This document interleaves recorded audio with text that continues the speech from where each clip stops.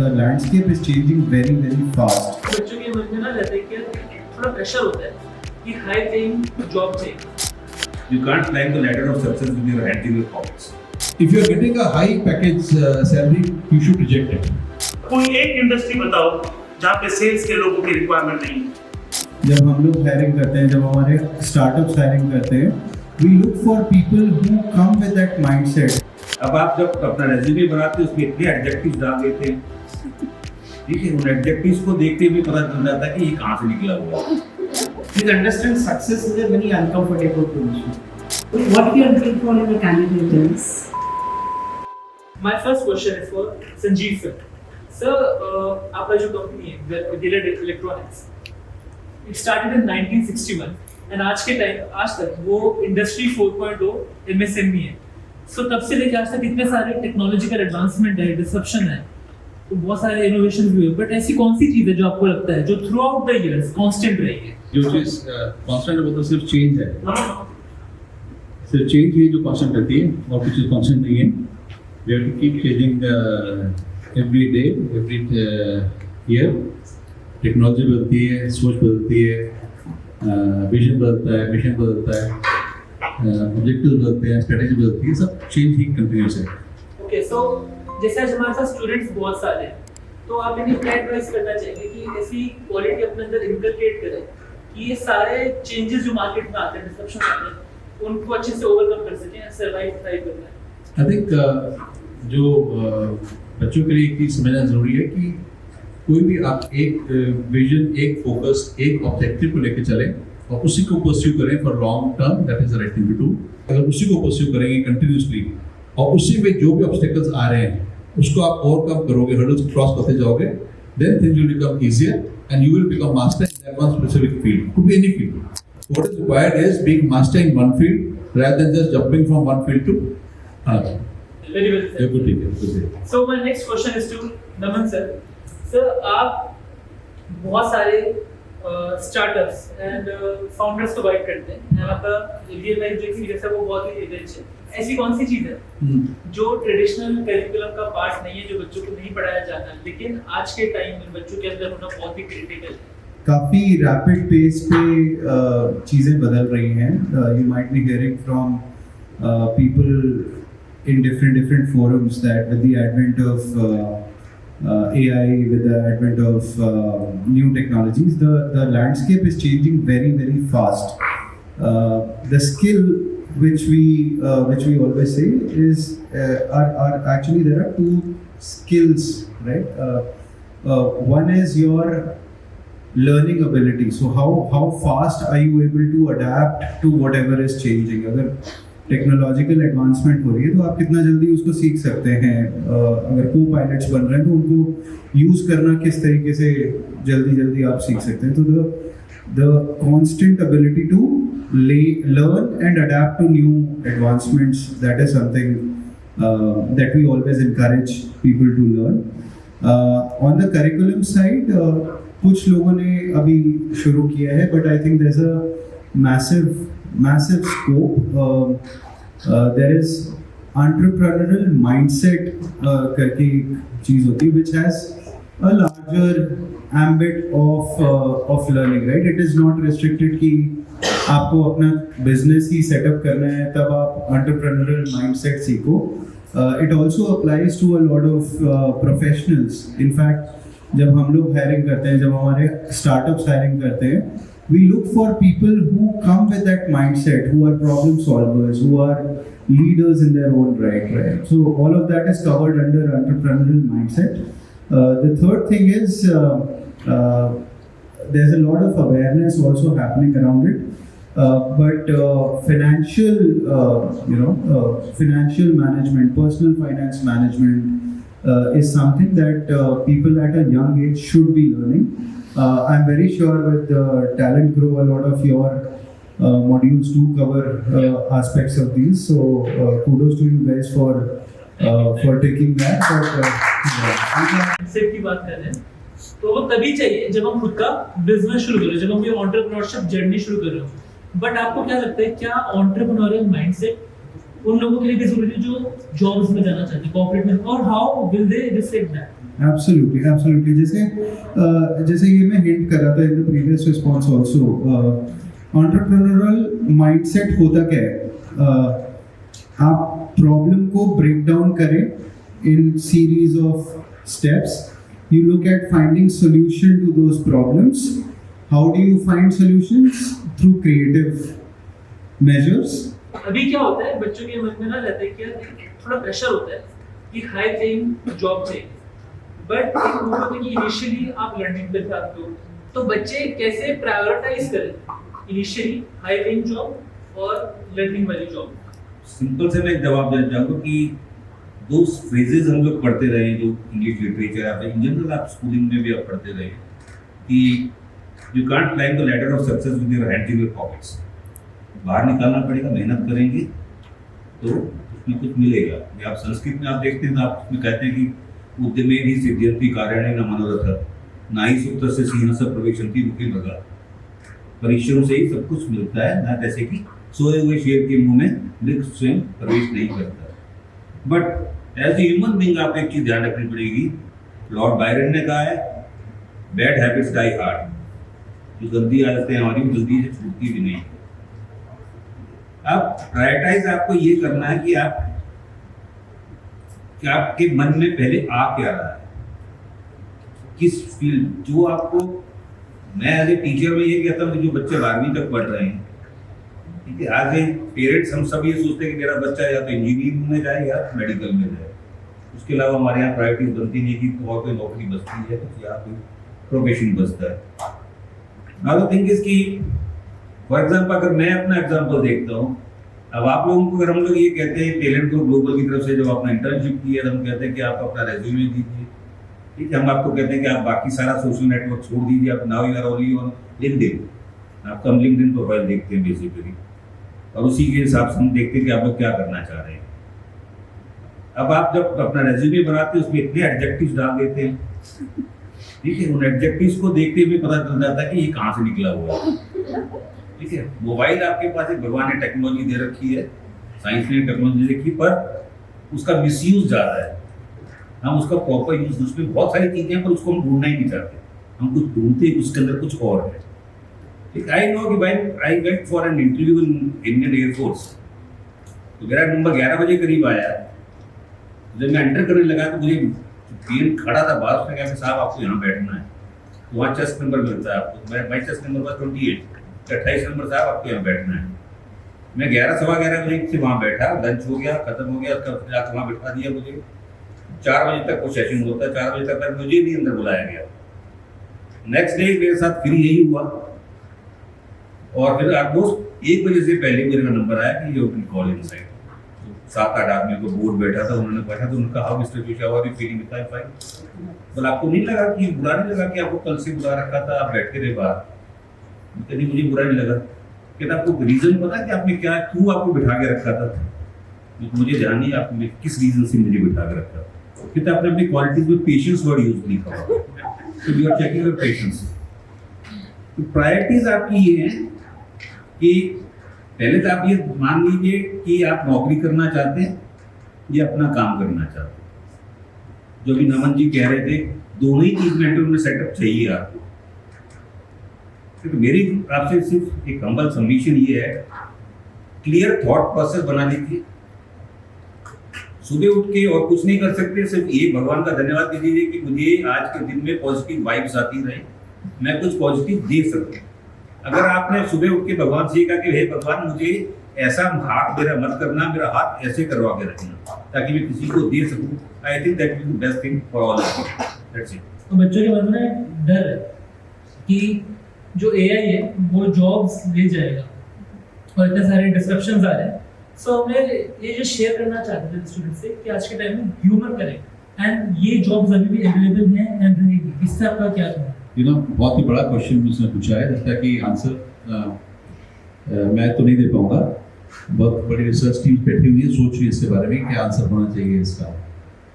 Definitely AI का impact तो बढ़ना है।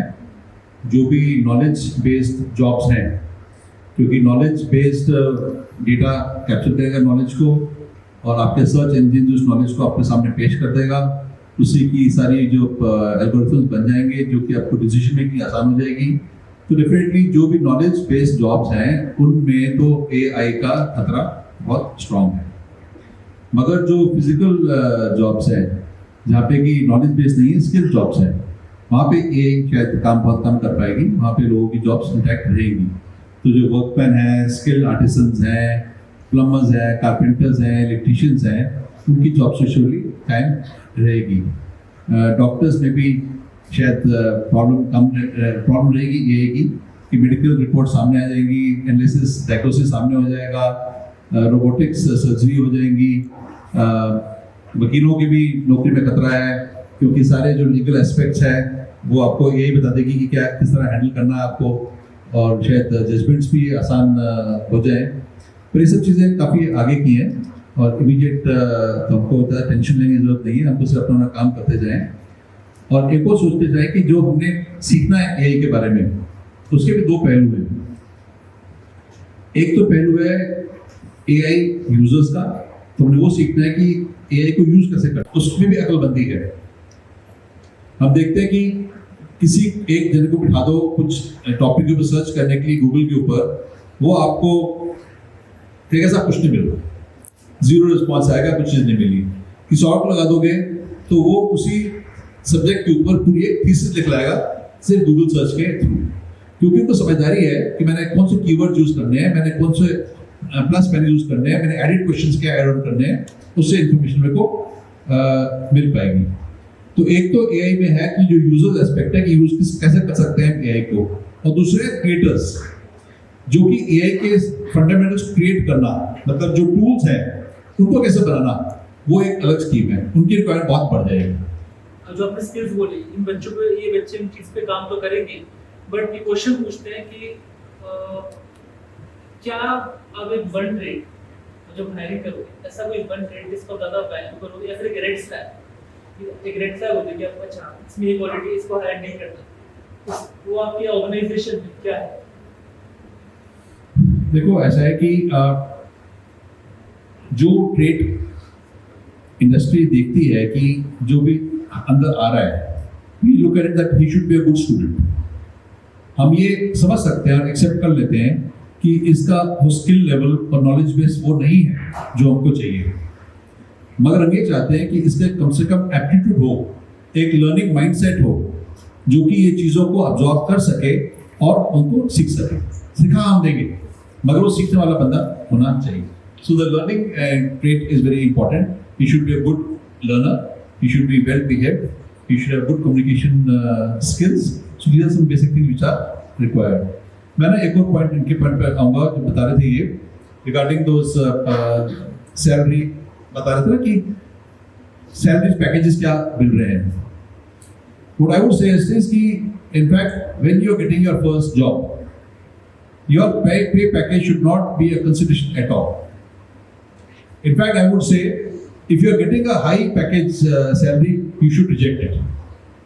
Because you don't realize that if you get a high package salary today, it is going to ruin your life subsequently. आप suppose करें, मैं example दे रहा था अभी कि पीछे कोई बताया कि LPU में एक स्टूडेंट आया है, उसको 5 करोड़ का या 2.5 करोड़ का पैकेज मिला है। Just imagine that one person, new fresh student from college, and they will all see, they will all judge him according to that package. इसमें ऐसी क्या खास बात है जिसको 2.5 करोड़ मिल रहा है? क्या ये आउटपुट दे रहा है 2.5 करोड़ की? अगर 2.5 करोड़ की आउटपुट आज दे रहा है वो, तो कल को इसकी खासी कैपिटल है कि इसकी 2.5 करोड़ से 5 करोड़ 10 करोड़ पहुंचेगा ये? How much pressure will be there on that person and how long he will last in that organization is a very big question mark. So we must all understand, try to look at those areas, those companies where you can get something to learn. ऐसी company है, अगर आपका focus है कुछ manufacturing में जाने का, services जाने का, तो ऐसी कंपनी में जाओ जहाँ पे कि आपको स्कोप मिले उन चीज़ों को सीखने का, जहाँ पे एक लर्निंग एनवायरनमेंट हो, वहाँ से सीख के जाओ। वहाँ तनख्वाह बेशक कम भी होगी, जैसे जैसे आपकी काबिलियत बढ़ती जाएगी तनख्वाह बढ़ती जाएगी, तनख्वाह कंपनी आपकी गरज को देंगे आपको। इट इज नॉट कि वो आपकी डिमांड के ऊपर वो देंगे, अपनी गरज को देंगे based on your abilities which are improved. Okay great. So one thing I could take out कि लर्निंग पे ध्यान दीजिए अपने। Second, B coachable. सो जब हम कोचेबिलिटी की बात करते हैं तो एक और क्वालिटीज आती हैं जैसे पंक्चुअलिटी, कमिटमेंट। एंड आज हमारे साथ अरुण सर है, जिनको मैं सर काफी टाइम से जानता हूँ, एंड आप अपनी पंक्चुअलिटी के लिए बहुत माने जाते हैं। सो थोड़ा बताना चाहेंगे कि पंक्चुअलिटी एंड कमिटमेंट बच्चों की लाइफ पे कितना बड़ा एडवांटेज उनको ला सकती है। मैं एक ही बात कहना चाहूँगा इसके बारे में आप सभी से कि पंक्चुअलिटी शब्द एक अलग है, डिसिप्लिन शब्द एक अलग है, पर डिसिप्लिन के अंदर बहुत सारी चीज़ें इकट्ठी हो जाती, मर्ज हो जाती हैं। अगर आपकी टाइम मैनेजमेंट ठीक है तो आई थिंक आपका स्ट्रेस लेवल बहुत कम रहेगा। आप किसी तरह की नौकरी कीजिए, आप अपना काम करते हैं, अगर आपको सुबह घर से बाहर निकलते एक टाइम यही प्रेशर है कि मैं लेट हो रहा हूँ 2 मिनट के लिए या 10 मिनट में लेट होऊंगा, तो आप मान के चलिए कि कुछ ना कुछ आपके साथ गड़बड़ है। आपके साइकोलॉजिकली कुछ गड़बड़ होगा, आपके फिर बाद में फिजियोलॉजिकली कुछ गड़बड़ होगा। There will be some sort of a nervous disorder also, there can be some sort of a muscular disorder also. कुछ ना कुछ आपकी बॉडी में होगा और आपकी जो विद द एज टाइम के साथ साथ आपकी हार्मोनल सिक्रीशंस भी अलग तरह की हो जाएंगी। पंक्चुअलिटी मेरा मानना है कि it should be at the top priority. अगर आपको सुबह उठ के 6 बजे का आपका एक सेट बना हुआ है तो उसको 6 बजे को 6:02 पे मत लेके जाइए। वो आप पता, अगर मुझे 34 साल की नौकरी में मुझे पता है कि एक बार सिर्फ मैं लेट हुआ अपने ऑफिस में, मैं एज डिप्टी डायरेक्टर, मेरे बेटे का 10th का एग्जाम था, आई वॉज रिजाइडिंग एट कालका एट दैट टाइम, तो उसका सेंटर अमरावती के स्कूल में था, तो I have to drop him. जब उसको ड्रॉप करने गया तो my director, she was very senior IAS at that time, वो उस दिन 9 बजे से पहले अपने ऑफिस में आ गई and she started taking a round, कौन ऑफिसर्स बैठे हैं या नहीं बैठे। शी वॉज, जब मैं एंटर कराऊँ तो she was standing at the gate. तो थोड़ी देर बाद एक मीमो आया जिसमें मेरा भी था, explain your position before leaving the college, why you are not present at 9 o'clock in the office. तो मैं उनके पास गया तो उसके बाद मुझे मैसेज आया कि उनकी पर्सनल स्टाफ से कि मैम बुला रही हैं। कहते हैं मुझे पता है कि रोज तू 9:45 बजे 8:30 बजे के बीच में आ जाता है, पर मैं अगर आज 70 लोगों को मीमो दे रही हूँ तो I am also giving memo to you also. मैं बोला मैं नो मत, मैं था गेट पर। वो उस दिन मुझे इतनी एम्बेरसमेंट हुई कि वो रीज़न चाहे कुछ भी रहा हो, जब मुझे डाइवर्ट करके मुझे बेटे ने अगर मुझे एक दिन पहले बताया होता कि मुझे छोड़ना है तो हो सकता था मैं टाइम अपना उस ढंग से मैनेज करता। मेरा होता था कि मुझे घर से 8:15 बजे निकलना ताकि मैं 20 मिनट में मेरे ऑफिस में पहुंच जाता हूँ, तो मैं आपको 8:40 तक पहुंच जाता हूँ। तो जिस दिन आपको ये होगा कि समय की कीमत को समझते हुए उसको आप पालन नहीं कर रहे हैं और उस समय की पालना ना करने से अगर आपका दिल दुखता है तो I think that will be the best thing for you. उस दिन आप समझ जाएंगे कि समय की पाबंदी क्या होती है और क्यों समय पे पहुंचना चाहिए। आजकल के जो एग्जाम सिस्टम्स आप जिसमें आप लोग रह रहे हैं उसके अंदर एक तरीका होता है कि आपको report at half an hour before the examination. अब आप कॉम्पिटिटिव एग्जाम में दे रहे हैं, आपको एंट्री नहीं करने देते। अब आपके पास शोर, आप कहोगे कि जी मेरी बस लेट हो गई थी, मैं गाड़ी में पंचर हो गया था, ये हो गया था, वो सब ये मानते हैं कि वो बहाना है। ये आपको टाइम का तो आपको एक बार मैनेज करना पड़ेगा और वो जितनी जल्दी आप अपने आप को ढाल लें उस समय सीमा की बांधना शुरू करेंगे। आपको पता है कि आपका एग्जाम आप जो यूनिवर्सिटी सिस्टम में देते हैं 3 घंटे में खत्म करना है। अब आपकी राइटिंग स्किल्स अच्छी नहीं है, आपकी राइटिंग स्पीड अच्छी नहीं है, 3 घंटे में अगर आप 4 क्वेश्चन भी अटेम्प्ट 5 की जगह 4 क्वेश्चन भी अटेम्प्ट नहीं करेंगे तो हाउ कैन आप कितने भी अच्छे हो आपके मार्क्स कितने आएंगे? Less than 60%। तो दैट इज अगेन टाइम। अभी मेरा क्वेश्चन आपसे ये है कि गवर्नमेंट इतना एनकरेज कर रही है, प्रमोट कर रही है स्टार्टअप को, इतनी सारी ग्रांट्स निकली है, इतने अवेयरनेस प्रोग्राम होते हैं, फिर भी इतने सारे बच्चे आज के टाइम में रेजिस्टेंट क्यों है, फेयर क्यों करते हैं स्टार्टअप से, स्टूडेंट्स एंड पेरेंट्स दोनों? We have observed a decent change. आप एक डेकेड पहले देखिए यूनिकॉर्न गिने चुने होते थे, बहुत ज़्यादा रिस्क होता था। कोई अगर स्टूडेंट्स जो इवन हमारे कॉलेज में, I was studying in Delhi college of engineering, then this was in 2009 to 2015। उस समय हम सब का यही होता था कि नौकरी करेंगे and that is the way to progress in life, right? बहुत गिने चुने हमारे बैचमेट्स होते थे जिनको अपना कुछ करने का मन होता था, और वो बच्चे भी ऐसे होते थे कि एक जॉब, हम पहले जॉब सिक्योर कर लेंगे then we will pursue, right? वहाँ से अभी तक टाइम बहुत बहुत चेंज हुआ है. So what I would say is that the time is improving. A lot of people are now trying to take the plunge of building something of their own. However, और बहुत करना है. सरकार का बहुत रोल रहा है इस चीज़ में, both central and state governments. A lot of this risk has been mitigated by significant schemes from the government, जहाँ पे वो बोलते हैं कि हम as basic as एक हम AIC में भी चलाते हैं, we call it entrepreneur in residence, EIR scheme बोलते हैं. तो वो बोलते हैं कि यार 1 साल तक हम आपको एक बेसिक स्टाइपेंड देंगे, हम लोग आपको between 10,000 to 30,000 we will give you as a money to survive yourself, right? अगर आप जॉब में जा रहे होते तो शायद आप इसके अराउंड कुछ स्टार्ट करते. इतने पैसे हम आपको दे रहे हैं अपना स्टार्टअप बिल्ड करने के लिए, राइट? तो ये कुछ बहुत बेसिक्स ही है. उसके ऊपर there are added grants, there are added investment opportunities. तो माहौल काफ़ी अच्छा है. We have as a nation we have progressed a lot in terms of changing the mindset itself, with the way people are looking at entrepreneurial ventures. Still there's a lot to do.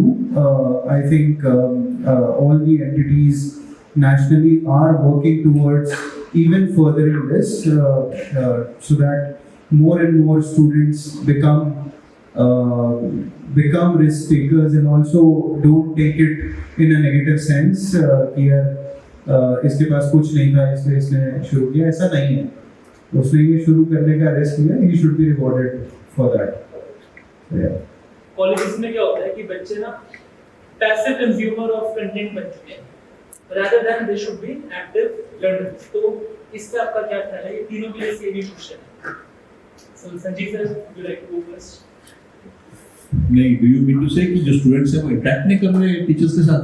जी हाँ, मतलब teacher आते हैं class. देखो, अगर student teacher के साथ interact नहीं कर रहा तो उसकी 2 वजह होती हैं. या तो उसे सब कुछ पहले से आता था जो टीचर बता रहा है, या उसे कुछ भी नहीं आता, उसे कुछ समझ नहीं आ रहा टीचर बोल क्या रहा है. अगर दोनों के बीच की हालत कहीं पे है, कुछ चीज समझ आ रही है कुछ समझ नहीं आ रही, तो डेफिनेटली जो नहीं समझ आ रही पूछेगा. So we have to understand that which class do you belong to. आपको पहले से कुछ आता था या बिल्कुल कुछ भी नहीं आता. और दूसरा, एक चीज याद रखो, टीचर के सामने अगर आप लगता है कि आप एक क्वेश्चन पूछ रहे हो और क्वेश्चन पूछ के आपको ऐसा सोच के मैंने क्या बेवकूफी का क्वेश्चन पूछ लिया, लोग बाकी हंस रहे हैं, अरे इतना भी नहीं पता इसको क्या पूछ रहे हैं, तो इट्स बेटर टीचर के सामने आप 2 मिनट के लिए बेवकूफ बन जाए, अच्छा है, rather जिंदगी भर बेवकूफ रहो in lack of that knowledge. So it's very important, be interactive in the class, ask specific questions from a teacher, you will get good proper answers. Clarity आपको हो जाएगी सब्जेक्ट के ऊपर. अगर मैंने 34 साल पढ़ाया है तो मेरा पहला चीज़ ये होती थी कि जैसे मैं पढ़ाना शुरू तो बच्चे अपने कुछ बच्चे होते हैं कि गर्दन ऊपर मत उठाओ, बोझ बहुत पड़ा होता है, गर्दन नीचे रखती है, फिर आप लिखना शुरू कर देते हैं. ठीक है, कोई चीज़ ऐसी नहीं है जो किताबों में नहीं है. ठीक है, एज ए टीचर मेरा फर्ज ये था कि आपके माँ बाप ने फीस भरी है कॉलेज के लिए, मैं अपने सब्जेक्ट में आपका इंटरेस्ट क्रिएट करवा पाऊँ. ठीक है, इसीलिए मुझे नौकरी मिली हुई है. अगर मैं मेरा सब्जेक्ट बॉटनी रहा, मैं स्टूडेंट ऑफ बॉटनी, अगर मैं बॉटनी में इंटरेस्ट नहीं क्रिएट करवा सका अपने स्टूडेंट का, ठीक है, तब मुझे उस नौकरी का कोई हक नहीं है. किताबें आपके पास घर में, मेरी नॉलेज टेस्ट करनी है आपने कि मैंने ठीक पढ़ाया है क्लास में या नहीं पढ़ाया है, वो आप घर जाके देख लेना किताब खोल के कि मैंने कल आके बता देना. आपकी इंटरेक्शन तभी होगी जो सर ने कहा कि थोड़ी देर बेवकूफ बन जाओ कि बाकी बच्चे हंसेंगे कि ये भी नहीं आता, इसलिए नहीं पूछना. आपको पता है कि ये समझ में नहीं आ रहा, इसके बाद भी नहीं पूछे कि बाकी पूरी क्लास के बाकी बच्चे हंसेंगे. ठीक है, डोंट हेजिटेट. और अगर पैसिव लिसनिंग हो रही है, passive you are not an active listener, active person in the classroom, ठीक है, तो इसमें मानता हूँ कि जितने आप गुनहगार उतना आपके टीचर भी गुनहगार है. आप चुपचाप बैठे क्लास में, आप बोल नहीं पा रहे हैं, तो उसके गुनहगार मैं भी हूँ. मुझे कुछ ना कुछ तो आपको प्रोवोक करना पड़ेगा, कहीं ना कहीं तो प्रोवोक करना पड़ेगा ताकि आप रिस्पॉन्ड करें. कितनी बार आप जवाब नहीं देंगे? मेरे पास 60 का एक सेक्शन है, एक से पूछता हूँ, एक्स से पूछता हूँ, वाई से पूछता हूँ, सबकी गर्दन नीचे झुकी होगी. आपको पहली बार 10th में 9th में एक्सपेरिमेंट कराया जाता है, फिजिक्स के एक्सपेरिमेंट में, आज तक मैं गारंटी देता हूँ आपके टीचर्स ने लिख रखा है, आपने जो भी रिजल्ट निकाला है, percentage of error nil, most of the time you write this, जिसमें से आपको नोबेल प्राइज मिलना चाहिए। पहली बार में आपका परसेंटेज ऑफ एरर इज नील, आपके पास इंस्ट्रूमेंट हाई क्वालिटी के नहीं है, उसके अंदर इतनी सारी प्लेज है जो आपका, पर टीचर आपको लिख के देता है। मेरे से अगर आप सवाल पूछो मैं क्या बोलूंगा कि बेटा कल बताऊंगा, यही कहूंगा ना। तो कल भी अगर मैं नहीं बता पाया तो फिर मुझे अंदर से लगेगा कि मेरे से एक स्टूडेंट ने सवाल पूछा था, मैं was unable to answer that question. Like on a lighter side, I was working in a very remote college in Haryana, और वहां में एक कॉमन सवाल था, हम मजाक उड़ाया करते थे, खासकर जो इंग्लिश के टीचर्स हुआ करते थे, कि एक इंग्लिश के टीचर से किसी बच्चे ने पूछा कि sir what is the meaning of theme. तो पूरा उसने टीचर को समझ नहीं आया कि क्या था, मतलब बेटा स्पेलिंग बता, उसने THEEMD। उस टीचर को नहीं आता, अगले दिन पूछा कि बेटा इस शब्द तो तेरा था, बेटे तूने पढ़ा कहाँ था? बोले जी, पिक्चर खत्म होती है उसके एंड में लिखा आता है, द एंड लिखा आया था, उसको उन्होंने बोला theme. This is how the thing happen. कोई थोड़ा सा कॉमन सेंस भी लगाना पड़ता है, वो भी टीचर को भी लगाना पड़ेगा। So but your activities must. For me, the mantra has been, and I'm quoting a podcast where I learned this, to grow in life, I have observed that you need 3 things: fire in the belly, curiosity in the mind, and humility in the heart.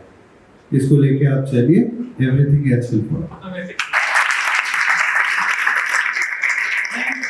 मैं invite करना चाहूंगा निदेश Madan sir को, Sanjay Agarwal sir को और Guneet ma'am को company से।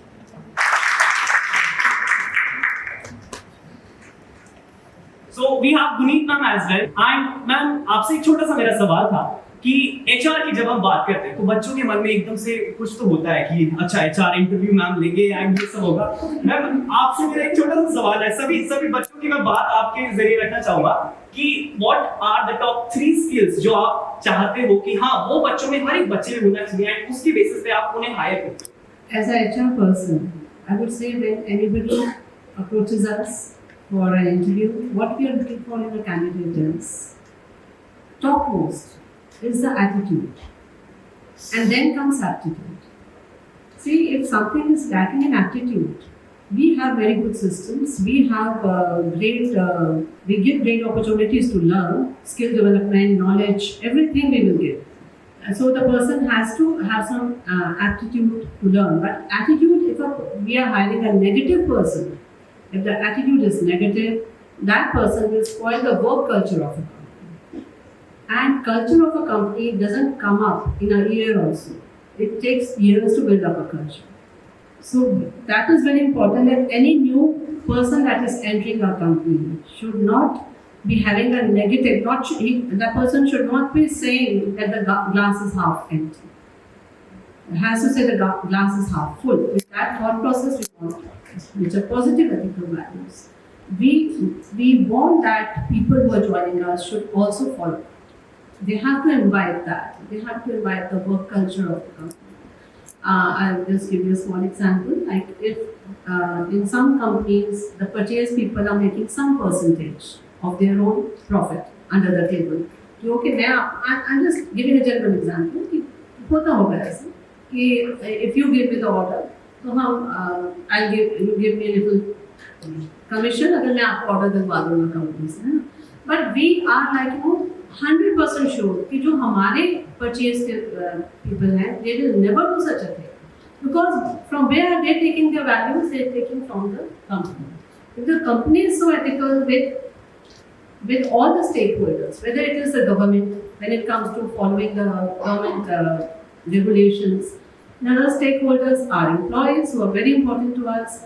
We treat them as a very strong resource, not as just काम करके चले जाओ. We are a manufacturing industry, so manpower is a major resource, and we want them to be linked to us, to be to relate to us, to take the ownership of the company, so that even if we are not there, the company is running smoothly. So these are the things we look for when we are. बोलते हैं sales, तो डूब जाना पड़ेगा क्या? नहीं, वो लोग मना कर देंगे, क्या होगा? सर उन्हें बड़ा डर लगता है कि अगर मैं गया किसी के पास किसी चीज को सेल करने के लिए, सामने से नेगोशिएशन, रिजेक्शन आ जाएगा। सो उसके साथ बच्चे कैसे डील कर सकते हैं? एंड कुछ बच्चों का ये होता है कि जब भी हम सेल्स के करियर की बात करते हैं, ना जी हमसे ना होगा, उसके बारे में सर थोड़ा अपना Sales is attitude. Sales is life skill. Sales अपनी बात को बेहतर तरीके से प्रेजेंट करने की कला है, and it is not required only for job. It is required for relationships, conflict management, man management, and everything. Sales, आज बड़ा अफसोस लगता है मुझे, शुरू में मैंने पूछा था कोई एक इंडस्ट्री बताओ जहां पे सेल्स के लोगों की रिक्वायरमेंट नहीं है। Give me one industry: car, property, education. जो स्किल्स की इतनी रिक्वायरमेंट है, उससे हमारा यूथ मुंह फेर के खड़ा है और छोटी सैलरी के लिए स्ट्रगल कर रहा है। You see most of the CEOs, organization, entrepreneur, businesses start from sales. Sales, हम AIC में बैठे हैं, तो sales is the first step to entrepreneurship. Okay, sales gives you connection, sales gives you confidence, sales develops so many characteristics which cannot be taught in class. So fall in love with this process of sales, money, lifestyle, whatever you want, you'll get it. So fall in love with this process. Yeah. Skills होती हैं जो आपने देखा होगा कि बच्चों में जिनमें वो है, they are succeeding in life, they are climbing the career ladders much faster than others. Sir उनके बारे में थोड़ा आपके पास मोबाइल 2 लाख का हो, 1 लाख का हो, 50,000 का हो, उसकी बैटरी नहीं है, किस काम है? It's a piece of metal, right? तो पहली चीज तो ये लोग जो सक्सेसफुल होते हैं, मेरा बहुत एक्सपीरियंस स्टूडेंट्स के साथ है, उनको क्लैरिटी ऑफ थॉट है, वो क्या करना चाहते हैं, कब करना चाहते हैं, क्यों करना चाहते हैं। मैं छोटा सा एग्जाम्पल, बहुत पुरानी बात है, आज की नहीं है, इट वाज मस्ट बी 2002। तो we used to give scholarship, 100% scholarship to certain students and teach them 100% fee for CAT. तो 2 स्टूडेंट्स थे, मुझे अभी तक याद है, ये पैके थे और हमने इनको 100% स्कॉलरशिप ऑफर किया। अब ये दोनों मेरे पास आए, बोले कि सर हम अभी ज्वाइन नहीं कर सकते, and it was I think July और अगस्त। तो मैंने बोला कि भाई अगर तुम नहीं ज्वाइन करोगे कि मुझे तो अभी जल्दी आप अर्ली शुरू करोगे, you have the talent and you start early, I increase the probability of success. बोला ये सर हमने कुछ प्रोजेक्ट्स पकड़े हुए हैं, हम जनवरी में ज्वाइन करेंगे। इस तरह में काम करते हैं, आपकी हम सिक्योरिटी मनी लेते थे कि किताबों की सिक्योरिटी जी रिफंड या आप क्लास से लगाओ, इसे सर हम सिक्योरिटी मनी डिपॉजिट करते थे। और ये दोनों जो स्टूडेंट थे, एक स्टूडेंट था कैनी जो उसके बाद उस साल कैट का रीजन का टॉपर बना 99.98, और दूसरा स्टूडेंट उसका 99.93। एक अभी ही is at managing director in one of the leading banks in Singapore, one is at Amazon at a very senior level. Point is उनको अगस्त पे क्लैरिटी थी कि मुझे ये करना है और ऐसे करना है, वो इधर उधर घूम रहे हैं, दिमाग नहीं लगा। तो पहली चीज है आपको इसने कहा ऐसे कर लो, इसने कहा नहीं, आप सबकी सुनिए, आपको क्लैरिटी होनी चाहिए। और ये क्लैरिटी सिर्फ स्टूडेंट नहीं, बिजनेस में। मेरे पास 36 लोग आते हैं, सर हम ऐसा करें, तो it's not a question of what I can not do, with the question that what I want to do. Remember this, आप बहुत कुछ कर सकते हैं। आपको क्लैरिटी होनी चाहिए अपनी स्ट्रेंथ के हिसाब से, उस टाइम जोन के हिसाब से, करियर में आप किस स्टेज पे हैं उसके हिसाब से क्या अप्रोप्रिएट है आज एक्शन लेना, right? So clarity of thought, one. Second is that they are not settled for easy things. Please understand, success is a very uncomfortable position. पहली चीज तो है आपको फिजिकल जो हमारे बैरियर्स हैं उनको क्रॉस करना होगा। फिजिकल बैरियर्स जो है, जो मैं से पहले भी इसका बात कर रहे थे, डिसिप्लिन की, राइट? तो फिजिकल बैरियर है, मैं कभी सुबह नहीं उठा पढ़ने के लिए, रात को 3 बजे सो लो, 4 बजे सो लो, सुबह उठे एग्जाम वाले दिन भी 15 मिनट पहले उठे एग्जाम देके आ गए, राइट? एक फिजिकल बैरियर था। हमने बिजनेस शुरू किया 98 में, थोड़े दिन बाद बच्चे आ गए, सर मॉर्निंग बैच चाहिए। अच्छा, मॉर्निंग बैच कितने बजे शुरू होता है? 6:45 बजे, ठीक है, ये तो आज तक किए नहीं कभी, ठीक है, मॉर्निंग बैच कराएंगे। आज यकीन मानिए 2 साल मैंने अपना ऑफिस खोला है सुबह, बीमार हूँ, मैं ये हूँ, मैं वो हूँ, बहाने तो आपको मिलते रहेंगे, वो आप भूल ही लोगे। हमारे सारे एक्शन सेल्फ जस्टिफिकेशन थोड़ी से तुक होगी आगे आती हैं, मेरे नंबर कम क्यों आए, क्योंकि तो आप ढूंढ ही लोगे ना कोई रीजन, टीचर ने नहीं पढ़ाया, मैं बीमार हो गया था, माँ बाप ने नहीं पढ़ने दिया, हमारे घर में लाइट चली जाती थी, राइट। अगर आप मैनिफेस्ट करोगे छोटी चीज तो कैसे आपको यूनिवर्स बड़ी चीज दे देगा, आप खुद ही नहीं मांग रहे हो। तो जब आप बड़ा मांगोगे, बड़ा मैनिफेस्टेशन करोगे तो बड़ी एनर्जी हाथ लगेगी, बड़ी सक्सेस हाथ लगेगी। छोटा मांगोगे, छोटी सक्सेस हाथ लगेगी, छोटी एनर्जी हाथ लगेगी। Thank you sir for sharing this. And ma'am, एक मेरा छोटा सा एक और क्वेश्चन है, जैसे सारे के सारे हमारे यहाँ पे कॉलेज स्टूडेंट्स हैं, हमारे ब्राइट यंग माइंड्स हैं, तो मैम अभी जैसे इनका कॉलेज का स्टेज है, and you being an HR professional, आप डायरेक्टर हो, आप बहुत सारी चीजें, एम्प्लॉय मोटिवेशन, एम्प्लॉय प्लानिंग, तो मैम आप क्या इन्हें मैसेज देना चाहोगे कि बीइंग इन द कॉलेज किन स्किल्स पर इन्हें ज्यादा फोकस करना चाहिए? See, whatever opportunity you are getting in life to learn, don't let the time pass on. Okay? आप अभी कॉलेज में हैं, आपको रोज कुछ टीचर सिखा रहे हैं, कुछ आपके कॉलेज में I am sure there are some CFPs, there are some groups which are made to come forward and contribute. Try to be members of those groups. Just don't stick to your books. Get actively involved in other things because your overall smartness is very important in life. Just reading books and understanding and writing down good answers in question papers, वो तो बहुत ज़रूरी है ही। अगर आपकी personality development आपने ऐसे कर लेनी है कि आप जैसे सर कह रहे थे कि आप सेल से घबरा रहे हैं या HR इंटरव्यू से घबरा रहे हैं, वो होगा ही नहीं। आप इतने ज़्यादा हर चीज़ पे आगे आने की कोशिश करेंगे। See, that is how you will learn leadership skills. Who is a leader? Anybody who comes forward to do something. आप कितनी ownership ले रहे हैं, कितना आगे, how innovative are you, how you are coming up with ideas, how you are coming up to contribute, you are requesting to become members of different cross-functional teams in the organization also, how much involved you are. So that is what you have to do. First is, one thing I'll say, love yourself. Don't be very critical about yourself. Just love yourself. You think that you are a very good, all of you must think you are blessed by God.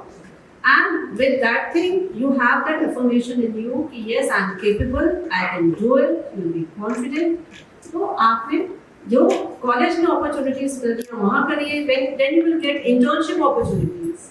So you should not be interns who are just looking for कहीं भी हो जाए या मेरे friend के साथ हो जाए क्योंकि मेरे फ्रेंड की वहाँ है, हम इकट्ठे चले जाएंगे. Don't go for those small things.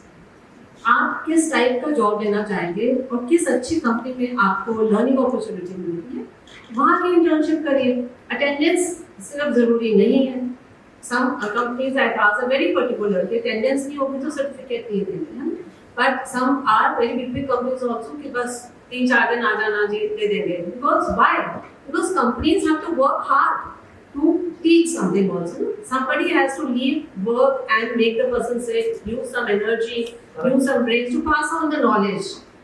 किसी को जाते ही काम देने के लिए समझाना भी तो पड़ेगा ना कि ये सीखो ऐसे. तो इंटर्नशिप में भी आपके पास एक बहुत अच्छी अपॉर्चुनिटी है सीखने. That you are knowing the ground realities. You are learning कि हाँ एक क्लासरूम सीटिंग के अलावा वहाँ पे काम कैसे होता है. You are employed by somebody. The organization is paying. So you have to deliver results. Situation एकदम रिवर्स हो जाता है. ठीक है, तो अपने आप को अभी से काबिल बनाइए. अपनी पर्सनालिटी डेवलपमेंट में काम कीजिए. आप कभी फेल हो ही नहीं सकते किसी भी एरिया में. तो वो कैसे आएगी? पार्टिसिपेशन से, इन्वॉल्वमेंट से, ओनरशिप लेने से. Thank you ma'am. जैसा कि मैम ने काफी सारी वैल्यूएबल शेयरिंग्स की आपके साथ, सर मेरा लास्ट सवाल आपके लिए. हमने काफी चीजों के बारे में आज के इस पैनल डिस्कशन में देखा कि क्या चीजें बच्चों को करनी चाहिए. सर आप एक ऐसा पॉइंट कि एक ऐसा रेड फ्लैग जो बच्चों को अवॉइड करना चाहिए, वो नहीं करना चाहिए, सो एक रेड फ्लैग कौन सा ऐसा होगा जो नहीं करना जो चाहिए, नहीं करना चाहिए, मतलब भूल के भी वो चीज मत करना कभी। अपने आप को कभी कम मत मानना। Correct. Very good.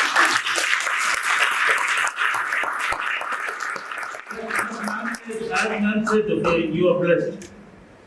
Okay? Fall in love with Yes, yes, fall in love with yourself. Yeah. अगर मैंने पहला सेशन लिया था, I told you one thing, अगर अपन खुद पे भरोसा नहीं करेंगे तो दुनिया भी आप पे भरोसा नहीं करेगी. Okay, just believe in yourself. As I told you, when I was in California, Intel, 96% people are Indian students. So feel that power. You have wonderful opportunity to learn and grow and keep shining and make our country proud, make your parents proud. Okay? One thing I'd like to say to continue. 3 Idiots सभी ने देखी है ना? क्या famous dialogue? You have to run after excellence. है ना? Excellence का पीछा करो. Success झक मार के आगे पीछे. So don't forget that. और अगर नहीं आए तो तुम झक मार के सक्सेस के पीछे जाओ. But you go, get it, okay? Don't get it. Yes yes yes. So एक बार आज के इवेंट में आप सभी के लिए एक बार जोरदार तालियां बजाएं।